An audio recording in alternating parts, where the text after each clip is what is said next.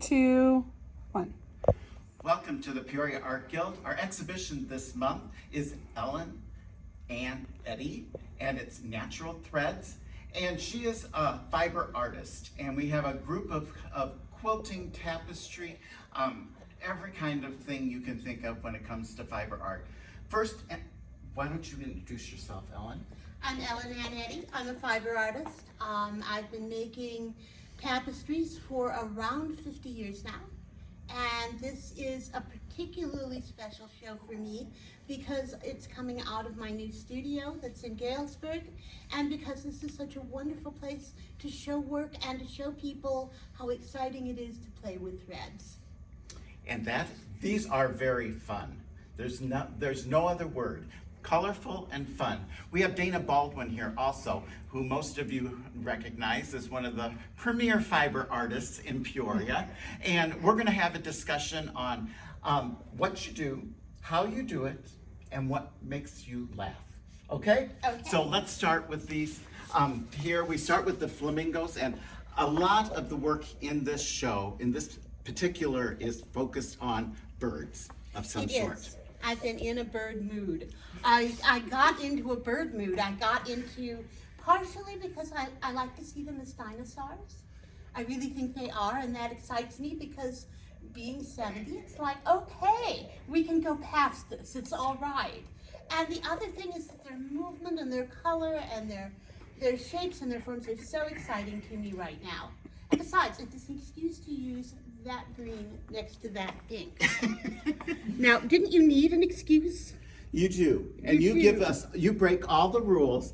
Let's talk about the fact that most people, when they think of quilts and tapestries and even rugs, fiber art is what comes to mind, but they also think of it in typically rectangular or square fashion, where there are strict boundaries, there are certain patterns, and like here, I know that with this, the rocks that you've placed in a lot of these are all hand dyed. They are. And everything. Every piece of fabric in here starts as a white piece of fabric, and it's all been hand dyed. I usually dye somewhere between 25 and 50 yards at a time, but not all at one piece.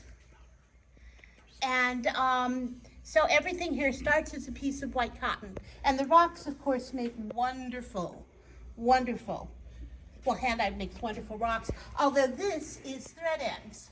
Oh. That's just out of my ends of threads that were piled up in the floor, that got swept up and put on a quilt, and they make a very nice bird's nest. So, waste not, want not. Waste not, want not. People come through my studio, and every so often they say, can I have some? And I pile them up and send them out the door. And Well, I want to ask you too, because now you've taken the quilting in a very different direction. And I want to know, when was the first time you decided to do quilting, and why fiber art and not painting? I was given a quilt that my mother threw away. My mother threw away a red and white Kansas top, and she didn't like those. She thought you bought your threads at Sears if you had the money. And my neighbor, Lady Mary Annis, God bless her soul, had her kids come home, and they said that the Eddys had cool trash that day. So she ran out to the trash can, she rooted her way through, she found this red and white Kansas trouble, and it was amazing, but she didn't show it to me. I was 8. When I was 21, she sent it to me quilted. So she kept it all those years. She kept it all those years. And she had been the one who had taught me to make Barbie dolls, clothes, taught me to make embroidered tea towels. All of that stuff had come from her. So anyway, at that point I had to quilt. I was just blown away, and I had to quilt. And there was a movement then for art quilts, for something other than the tradition.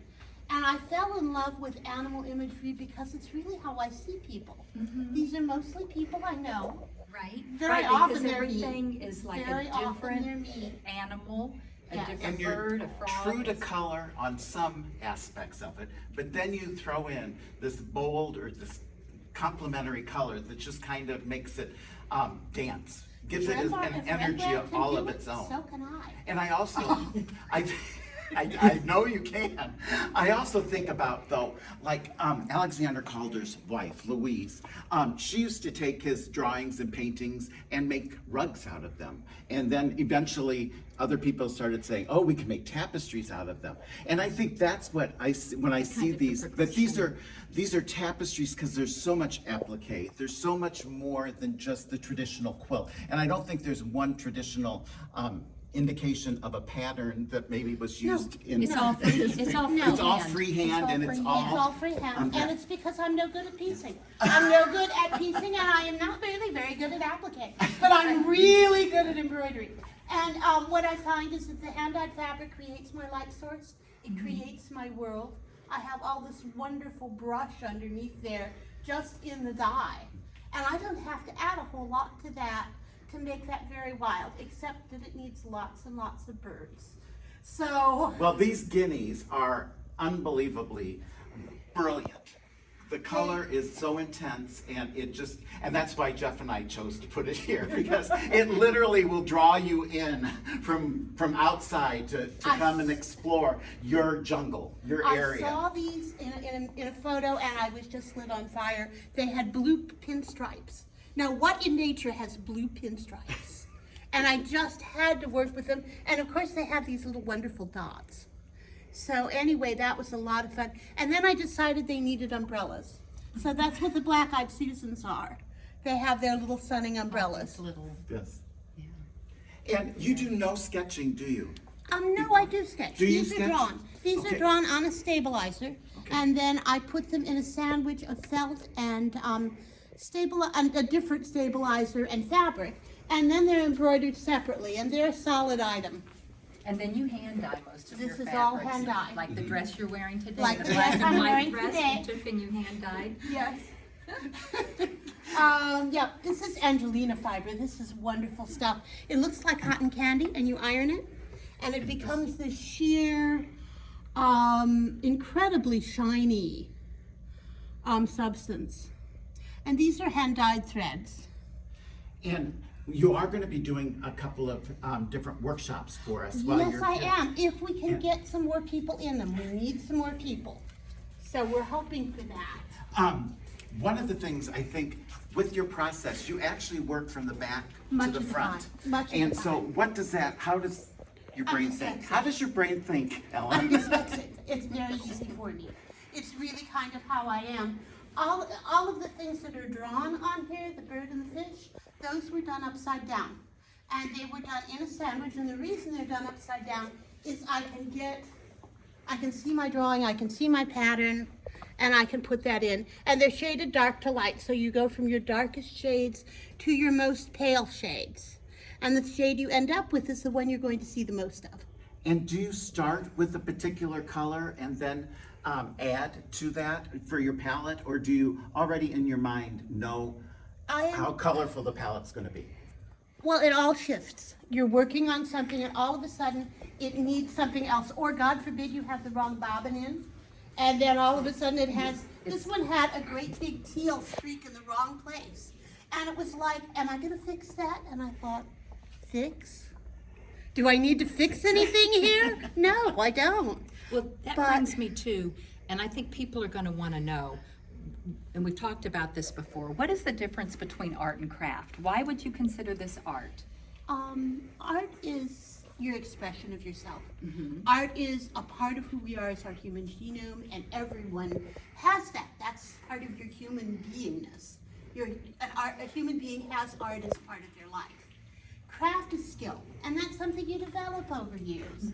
And the skill is something that carries you through. It makes your art exciting. It makes your art possible. Because, there's some things, if you don't have the skill for it, you can't carry it off. But I think the excitement of the art is always there, just in our human being self.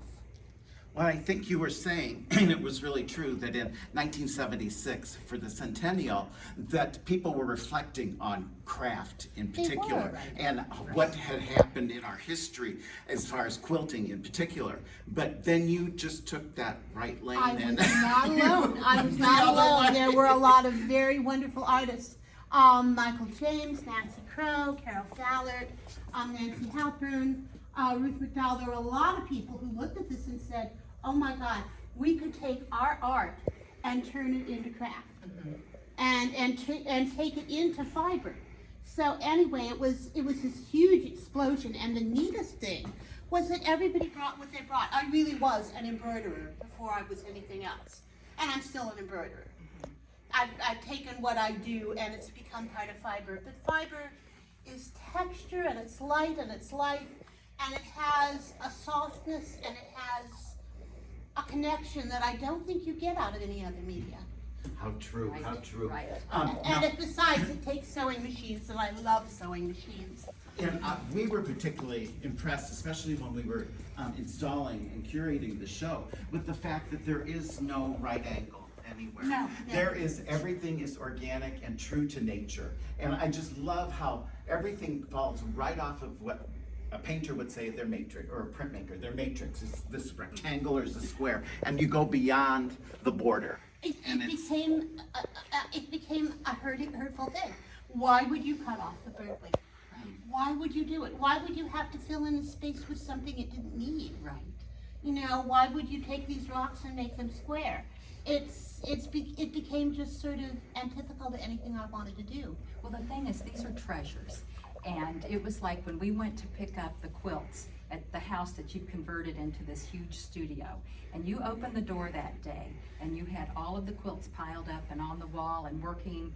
And it was like opening King Tut's tomb, seeing all of that, seeing all the Very glitter, flat. seeing it. Seriously, that was the most incredible experience, seeing all of that. And this is a brand new quilt. brand This is new. the newest one.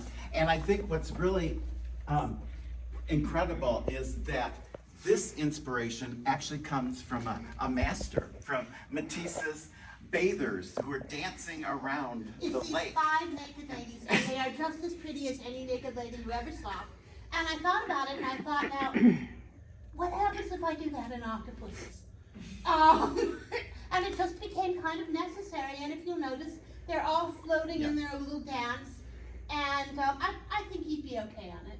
Oh, I think you would. And I love though how, because with the people, they're just barely touching. They Yes. create this circle, and you have these wonderful lines and these flowing fluid forms that just kind of, they wrap themselves around this wonderful environment that you created with squid and all sorts of things floating in it, and starfish, and it's incredible. It's a And I fun think the piece. color in this one is truly Matisse too. Yes. There is so much vibrance to it, and it's just filled with greens and yellows and blues and purples that, you know, it's masterful. It really truly is. I had an immense amount of fun, particularly with the eyes.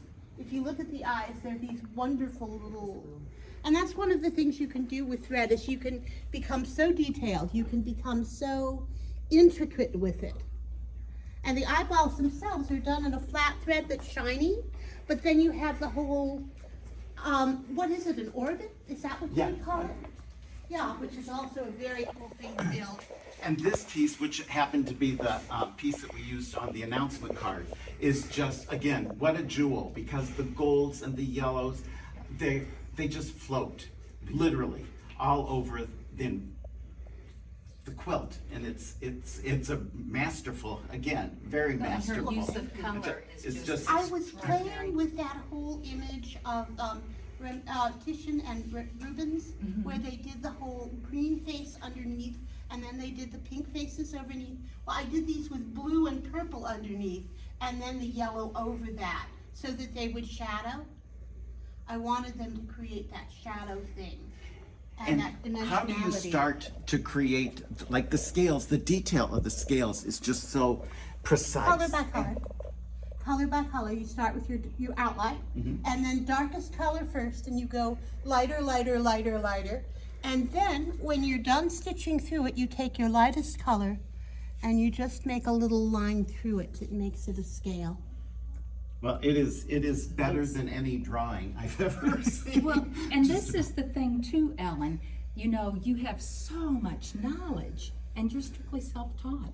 I You am. have taught yourself all of this. Well, I did have help. I worked for 7 years at Bug Fabric in Evanston, and that was as good a fiber education as you could ask for. It really was. Oh, I'm sure. I mean, it was every designer in Chicago came in and showed you what they were doing, and it made your head spin off. It Well- really did.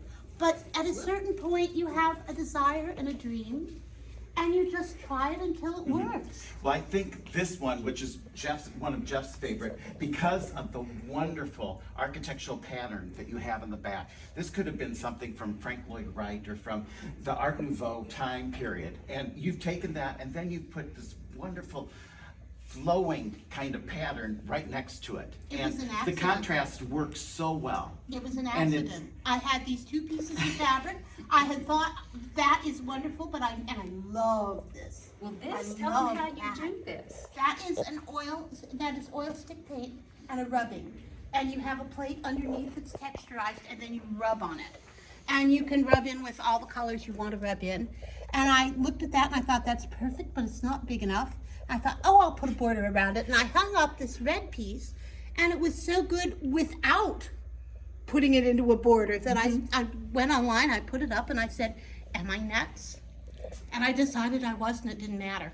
So, Well, and I think the other thing that each of these, and this fish in particular, the personality that you have given this fish and the facial expression They do is that on just, their own. do they? They do just that on their naturally own. come? Now, I want you to see this because it's fun. You can make a visual path, and this is what we'll be talking about on the 8th. You can make a visual path through with small things like bubbles, rocks, and it carries your eye through it, and that's the purpose and the point to it. That's what it does. There's probably about 60 threads in this piece, just to fish. Just the fish alone? Just the fish. How wonderful. And I line them up on a big thread holder. I have a big thread holder with a bunch of rods on it, and we line them up in color and go one color at a time. Okay, we're gonna talk about these last couple, which are, everyone loves your owl. It literally looks like it's going to fly right off of the quilt and towards us. And again, the glittering and the way that the moon is kind of in a haze, but it's not. And it's so rich with color again, that's just amazing. It was a very fun piece to do. I had a particular piece of fabric that I wanted for it, and this owl was a leftover. I tried to make this one particular piece that did not work, that had 3 owls in it.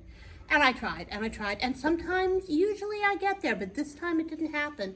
So I found this owl, and I thought, now that owl needs a great big fish and a bunch of moths. And so, And that's so what it it is. needed. That's what it needed, and that's what it got. But it was a lot of fun to finally find its home. And this piece, Ellen, is one, first of all, it's the only true rectangular square image in the It whole really place. is, and you will But- notice I bumpled out Yes, in one but spot. I cannot believe, and when do you know when to stop quilting and start and quit using your fibers? Because if Somebody you takes can't it see away from me. Okay, that would work every time, I could think. You But know, isn't it, Dana, you know better than I, but the number of lines and the layers of not just fabric, but of threads going Yes. over and under and. This is a It's just- particular kind of thread. This is a black corm thread, and it looks like beading. And it's called FS2/20, which is a name everybody remembers. And I had 2 pieces of hand-dyed, hand-rubbed fabric. And I saw these skinks, and they started green, and they went purple, and they went through blue to get there. And it was like, oh my God, I have to make them. And So is this cheesecloth? that is cheesecloth. You use a lot of cheesecloth. I in your work, love which I cheesecloth. love. It's a sheer, and it sews so beautifully. Look at that. It's just such a nice, beautiful fabric, and the thread shows up on it, and you can leave a little bug hole in it really nicely, which I really like. And these are silk flowers. So, Oh, that you Yes. deconstructed and then I sewed stripped them in? apart waste and not, want not. waste Oh, not, just want like not. I the have a one whole, over there, you took ferns. yeah, I had some ferns that I found. I'm ferns, I so noticed happy. that, to find. So they're Yeah. mixed Yeah. media also. Yes, In, yes. in every way. Well, they're fiber. It's all fabric. It's just in different forms. And I have to say too, you also write books. I do. And I'm thinking about, I think it's the Town of Torpor and Yes. the Very Vulgar Daylily. Yes. Which is just a riot. That is so much fun. It And I wanted to ask you too, with your books, do you use the art I that do. you've done I do. from your quilts? And put they that inspired in? the narrative? And sometimes, yes. This was an argument with a garden argument with my neighbors. And they got a little aggressive about it, and they wanted me to tear out a bunch of daylilies, and at a certain point, I decided that it was just more fun to tell a story. And boy, what a story. Story. Yeah, It so turned out to be. anyway, I did it. I used a quilt that's called Daylily Dance, which is Don's favorite quilt. Okay. Don loves this particular quilt most, and it was, you know, if you want to tear out my daylilies, you can do that, and I could put this in the library, and we could both have a little fun here. Well, thank you so much for coming and for Oh, thank sharing you for all the of this show. with I am us. so We delighted are to so be excited. This will be up till the end of the month. We do want to remind people, especially for the live portion, that we have 2 workshops and a lecture next weekend. And please feel free to come. The lecture is free. It'll be about an hour, and then the workshops will enhance your fiber art life We're greatly. doing fantasy flowers, which I think people will love. The flowers like on, like that big flower on that egret. We'll be doing flowers like that. And then we'll be doing a class called Dragonfly Sky, which is bobbin work, which is great fun and instant gratification. And it's an excuse for dragonflies and moons. So how could you do better than that? You can't. You You really can't. can't. And especially with you. So we That's just right. thank That's you right. so very, very Well, much. thank you. And we look forward to an entire month of pure happiness and joy. Both of those workshops are on our website at peoriaartguild.org. If you sign up for both of them, I think you save $25. One is Saturday, one is Sunday, and then Ellen's lecture is on Saturday at 2 p.m. and it is free, so please come and meet her. She is a delight. You can come to First Friday tonight. You have to see these in person because they are amazing. Thank you, Ellen. We appreciate Thank you so much.